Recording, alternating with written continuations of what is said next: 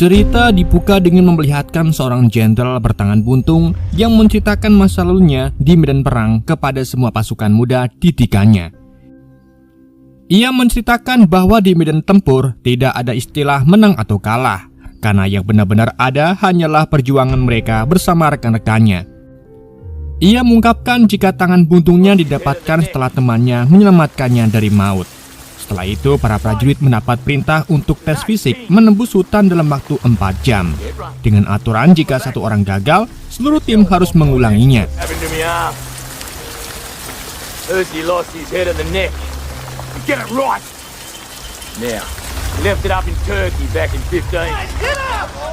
Mereka pun berlari melewati berbagai rintangan berat. Saat menanjak di medan licin, seorang prajurit bernama Will terpeleset dan terperangkap dalam lumpur hisap.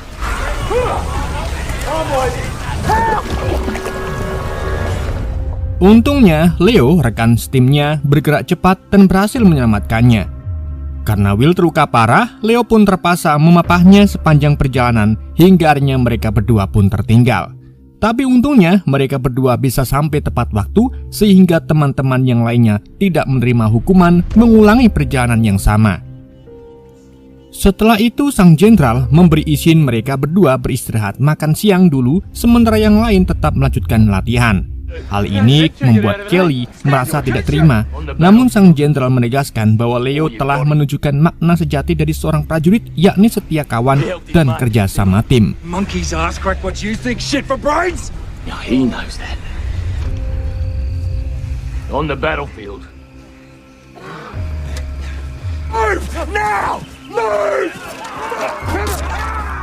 Latihan pun berlanjut dari menembak, memperjebakan hingga melempar bahan peledak.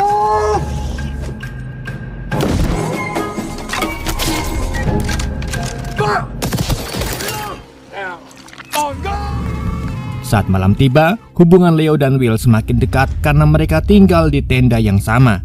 Namun di tengah tidurnya itu, Leo kembali dihantui kenangan masa lalu saat adiknya Arsi tewas di mangsa hiu ketika mereka sedang berburu baramundi di laut.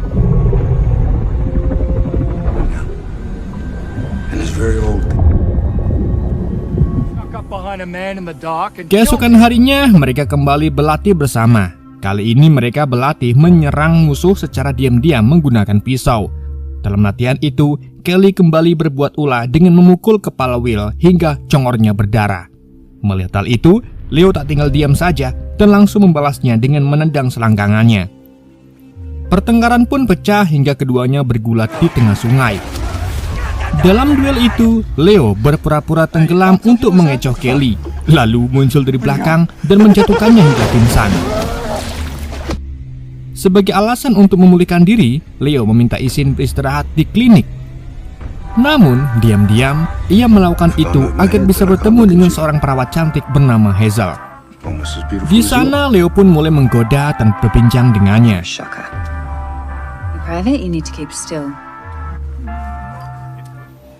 Menjelang sore, para prajurit beristirahat.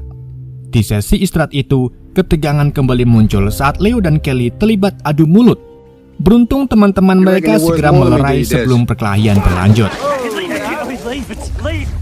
Di malam harinya, Leo dan Will bersekongkol menjahili Kelly dengan mengambil minuman dari sakunya. Setelah itu, Leo kembali menemui Hazel untuk bercengkrama. Tak disangka malam itu menjadi malam terakhir mereka bertemu, karena keesokan harinya, para prajurit dikirim berlayar menggunakan kapal menuju medan tempur di Laut Timur. Namun tak terduga, serangan besar tiba-tiba menghantam kapal mereka hingga hancur berantakan. Leo yang selamat segera berenang mencari Will. Dengan susah payah, ia menarik sahabatnya itu ke permukaan. Sementara pesawat musuh terus menembaki mereka dari udara.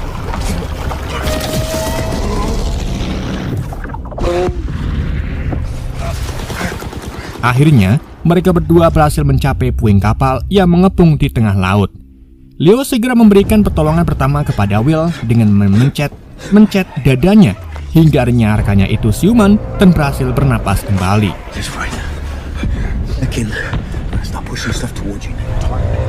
Setelah Will sadar, Leo segera berusaha mencari barang-barang yang masih bisa digunakan atau mungkin menemukan rekan lain yang masih hidup. Ia mengumpulkan beberapa peralatan seperti jerigen dan tali dari sisa puing kapal yang mengapung di sekitar mereka. Saat Leo kembali pergi menjelajah, tiba-tiba muncul sosok lain dari permukaan air. Ternyata itu adalah Thompson. Will pun cepat membantu menariknya naik ke atas puing.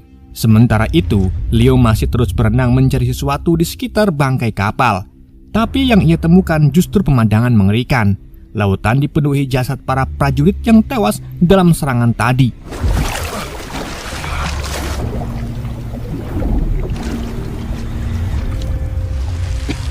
Tak lama Leo kembali bergabung dengan Will dan Thompson. Saat itu mereka melihat kondisi Thompson sangat memprihatinkan, dengan luka di kepala yang begitu parah hingga sebagian otaknya keluar membuatnya linglung. Melihat itu, Will segera membalut kepalanya menggunakan kain seadanya. Belum sempat mereka menenangkan diri, tiba-tiba terdengar raungan keras dari kejauhan.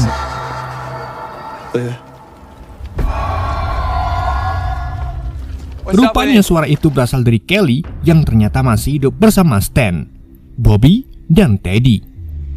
Mereka selamat setelah rakit yang mereka tumpangi rusak akibat serangan pasukan Jepang. Leo dan Will pun segera menarik mereka untuk bergabung di atas puing kapal. Fucking Japs. What? All we got is bandages. Come on up. Setelah menenangkan diri, mereka semua masih sulit mempercayai kenyataan bahwa kapal besar yang membawa lebih dari 200 orang itu kini telah hancur dan menewaskan hampir seluruh awaknya. Ketika pagi tiba, kabut tebal menyelimuti lautan, membuat jarak pandang mereka terbatas hanya beberapa meter. Leo kemudian memeriksa barang-barang yang berhasil ia kumpulkan semalam. Dari semua itu, mereka hanya memiliki satu senapan, 3 granat, 1 kaleng makanan, 1 kaleng bensin, sebilah pisau, dan sepasang suar penyelamat. Sayangnya tidak ada air sama sekali. Will yang memiliki keahlian navigasi menjelaskan posisi mereka. Berdasarkan arah arus dan lokasi, ia yakin bahwa mereka berada tak jauh dari Pulau Darwin, sehingga masih ada kemungkinan diselamatkan oleh kapal patroli atau tim pencari. Namun, Leo menegaskan bahwa kabut tebal ini menjadi masalah besar karena jarak pandang hanya sekitar 9 meter. Hal itu membuat mereka hampir mustahil terlihat oleh regu penyelamat. Kelly sempat berpendapat bahwa kabut itu pasti akan segera hilang, tetapi Leo membantahnya karena angin benar-benar tidak berhembus.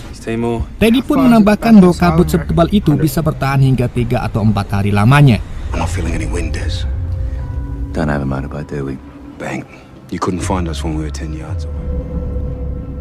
Di saat ini juga Leo melihat sebuah perahu penyelamat dengan mesin yang masih utuh. Namun jaraknya cukup jauh dari posisi mereka. Saat mereka berunding menentukan siapa yang akan berenang ke sana, tiba-tiba seekor hiu besar muncul dan menyeret Bobby ke dalam laut.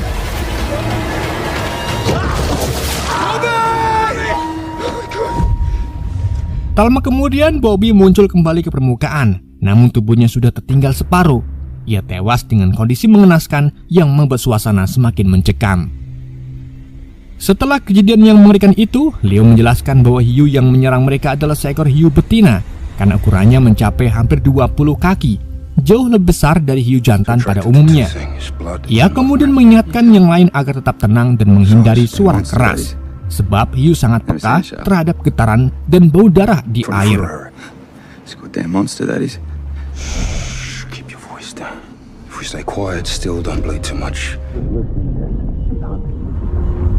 Hari semakin terik. Mereka semua mulai kelelahan dan pasrah menunggu pertolongan yang tak kunjung datang. Di tengah kondisi itu, Stan yang duduk sambil berselimut ternyata tidak sadar jika darah dari lukanya menetes ke laut. Tiba-tiba saja, hiu besar itu kembali muncul dan menyeretnya ke dalam air. Beruntung, Stan berhasil berenang kembali ke permukaan dan diraih oleh rekan-rekannya. Namun saat hendak ditarik, kakinya tergigit oleh hiu ganas tersebut. Melihat keadaan semakin berbahaya, Leo segera berteriak meminta Kelly untuk melemparkan granatnya. Ledakan pun terjadi membuat air laut berguncang hebat. Akibatnya, Stan berhasil terlepas dari cengkraman hiu itu meski harus kehilangan satu kakinya.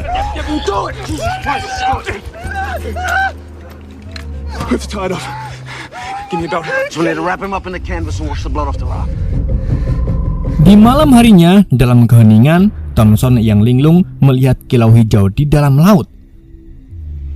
Will yang lebih paham menjelaskan bahwa cahaya itu berasal dari fenomena bioluminesensi, cahaya alami yang dihasilkan oleh mikroorganisme laut. Melihat pemandangan itu, Leo tiba-tiba mendapat ide gila. Ia berniat melompat melewati drum-drum terapung untuk mencapai perahu bermesin yang tampak sudah tak jauh dari mereka. Awalnya rekan-rekannya melarang karena resiko terlalu besar, tetapi Leo tetap nekat. Ia mengikat tubuhnya dengan tali dan menyerahkannya kepada teman-temannya sebelum mulai melompat satu persatu. Hiu besar itu terus mengintai di bawah air, membuat setiap lompatan terasa seperti pertaruhan nyawa.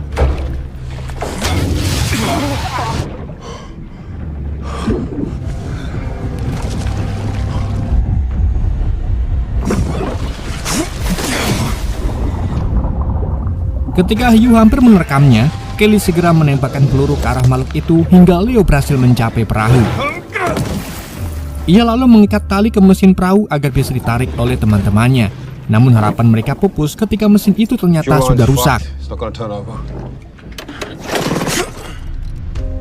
Di saat itu juga mereka menyadari bahwa hiu besar belum pergi dan masih terus berputar di sekitar puing, menunggu mangsa berikutnya. Beberapa saat kemudian, guncangan hebat terasa. Rupanya hiu itu menabrakkan diri ke puing kapal mereka.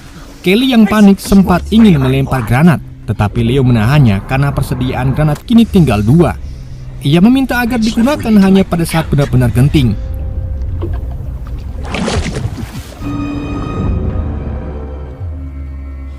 Saat malam tiba, semua tertidur kelelahan. Namun Kelly masih berjaga sambil memegang granat di tangannya. Saat pagi menjelang, ia tanpa sadar menarik pelatuk granat tersebut. Granat itu pun menggelinding ke arah Stan yang tengah tertidur. Leo yang terbangun langsung berteriak, namun sudah terlambat. Stan dengan refleks menindihi granat itu demi melindungi rekan-rekannya, dan ledakan pun terjadi.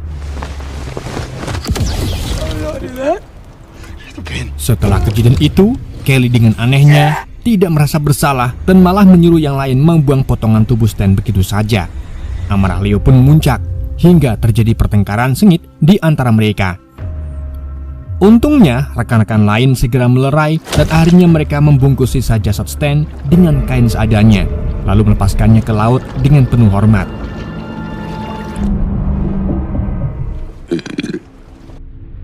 Siang harinya panas matahari mulai menyiksa. Namun kabut tebal yang masih menggantung sedikit menolong mereka dari paparan langsung. Meski begitu, tanpa makanan dan air, kondisi mereka semakin lemah dan sekarat. Untungnya Leo teringat masih memiliki 1 kaleng makanan yang disimpannya. Ia berniat membaginya rata kepada semua, tetapi saat hendak diambil, kaleng itu ternyata sudah kosong. Setelah diperiksa, pelakunya adalah Thompson yang tanpa sadar memakannya sendiri. Sayangnya kondisi Thompson yang sudah linglung membuatnya tak mengerti kesalahannya sama sekali. You bloody killed us. Hell of a way to wake up. Dalam suasana hening dan pasrah, Kelly tiba-tiba berbicara ngerintih, seolah tak kuasa menahan isi hatinya. Ia mengaku semula mengira akan mati karena peluru atau perang. Namun tak pernah berpikir bahwa kematiannya justru akan datang akibat haus dan kelaparan. Ia lalu mulai menceritakan masa lalunya yang kelam. Keluarganya tidak pernah baik-baik saja. Ayahnya kerap menyiksanya dan ibunya tanpa ampun. Hingga suatu hari, sang ayah justru mengakhiri hidupnya sendiri. Peristiwa itu membuat Kelly merasa campur aduk. Di satu sisi ia lega karena terbebas dari kekerasan, tetapi di sisi lain muncul rasa bersalah yang terus menghantui. Sejak saat itu, Kelly tumbuh menjadi pribadi yang sulit dikendalikan dan sering bertindak di luar kendali. Suasana pun menjadi sunyi beberapa saat sebelum akhirnya Will memecah keningan dengan saran yang terdengar aneh sekaligus ekstrim. Ia menyarankan Kelly untuk meminum air kencingnya sendiri.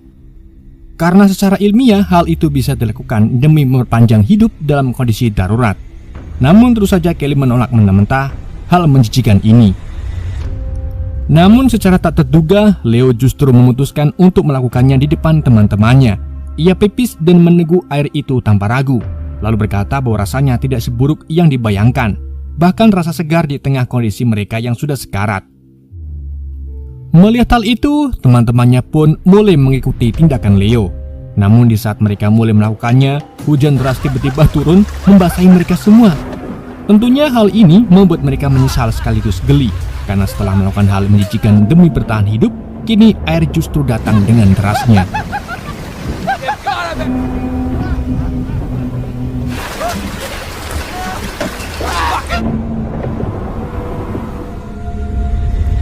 Setelah hujan reda, malam pun kembali menyelimuti lautan. Leo yang tertidur tampak gelisah. Ia bermimpi buruk tentang semerkannya yang telah hilang dan mati. Namun tiba-tiba ia terbangun karena teriakan teman-temannya yang tengah berusaha menolong Thompson yang terseret oleh hiu besar di sisi puing itu. Sayangnya upaya penyelamatan itu gagal dan Thompson pun gugur di tempat. Kejadian itu membuat Leo semakin terpukul. Dalam keputusasaan, ia menjeburkan diri ke laut, tenggelam dalam bayangan masa lalu hingga seolah bertemu kembali dengan arwah adiknya. Beruntungnya, teman-temannya segera menariknya kembali ke atas dan menyemangatinya agar tidak menyerah. Saat semangat mulai bangkit, secercah harapan muncul ketika sebuah pesawat melintas di atas mereka. Namun sayang, Leo dan Will menyadari ada yang janggal. Suara mesin dan arah terbangnya berbeda dari pesawat angkatan udara mereka. Dan dugaan mereka benar, karena tak lama kemudian pesawat itu menembaki mereka secara brutal. Leo dan Will segera menyelam untuk berlindung, tetapi Kelly dan Teddy tidak sempat menghindar. Peluru menghantam Teddy hingga ia terluka parah. Dengan cepat Leo dan Will pun kembali ke puing itu dan mencoba memberikan pertolongan kepada Teddy. Namun pesawat itu kembali dan serangan kedua kembali datang. Kelly kemudian memanfaatkan tubuh Teddy sebagai tameng untuk menyelamatkan diri dan menceburkan tubuhnya ke laut. Sementara Will ikut menyelam ke laut mencari perlindungan. Leo yang tersisa di atas puing berusaha membalas tembakan hingga akhirnya ia sendiri tertembak di bagian perutnya. Beberapa saat kemudian, Kelly dan Will naik kembali dan langsung menolong Leo. Mereka terkejut sekaligus kagum karena Leo berhasil menembak jatuh pesawat musuh itu. Namun, kegembiraan mereka sirna ketika sadar bahwa Teddy telah tiada. Kelly pun disalahkan atas kejadian itu, tetapi ia membela diri dengan mengatakan bahwa Teddy memang tidak mungkin bertahan hidup dari luka parahnya. Pertengkaran pun tak terelakkan sampai tiba-tiba hiu kembali muncul dan menyeret Kelly. Untungnya, berkat usaha Will dan Leo, ia berhasil selamatkan meski dalam kondisi luka parah. Kini mereka hanya bertiga. Kelly merasa bersalah atas kematian Teddy. Di situ Leo pun menenangkannya dengan janji bahwa ia akan membawa mereka pulang ke rumah.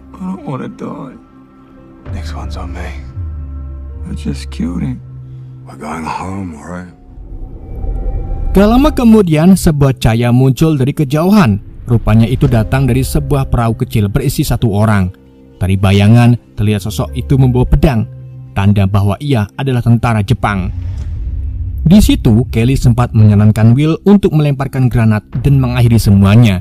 Namun Will yang berhati lembut justru berniat menolong. Orang Jepang itu lalu membuang pedangnya dan memberi gestur damai, seolah ingin berdamai. Namun saat Leo hendak bergerak, musuh itu tiba-tiba menyerang dengan cepat. Pertarungan pun tak terhindarkan. Will yang tidak berpengalaman dalam pertempuran dengan mudah dikalahkan. Di sisi lain, Leo berusaha bangkit dengan sisa tenaganya. Namun tubuhnya yang lemah membuatnya dengan mudah dikalahkan dan terlempar ke laut. Dan Will pun kembali dihajar habis-habisan oleh orang Jepang itu. Untungnya Leo kembali naik dan bangkit menyelamatkannya. Saat situasi semakin genting, Kelly yang sekarat tiba-tiba memegang kaki musuh itu sambil membawa alat peledak. Ia meledakkan dirinya bersama tentara Jepang tersebut. Ledakan besar pun terjadi, sedangkan Leo dan Will segera menyelam untuk menyelamatkan diri.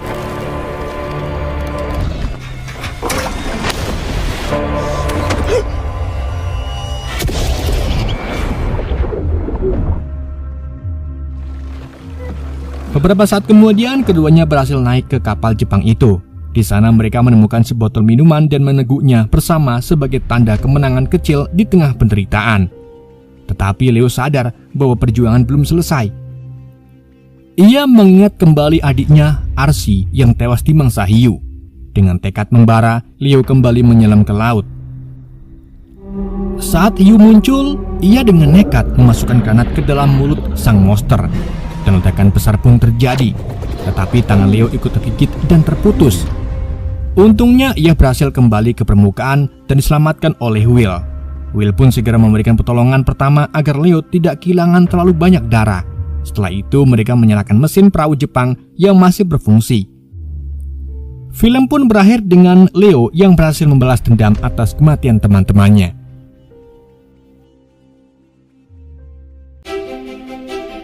Oke guys, itulah alur cerita film Beast of War. Semoga kalian terhibur dengan alur cerita yang saya bawakan. Mohon maaf jika ada kesalahan dalam penyampaiannya ataupun penyebutan nama. Sekian dari YND, sampai jumpa di video berikutnya.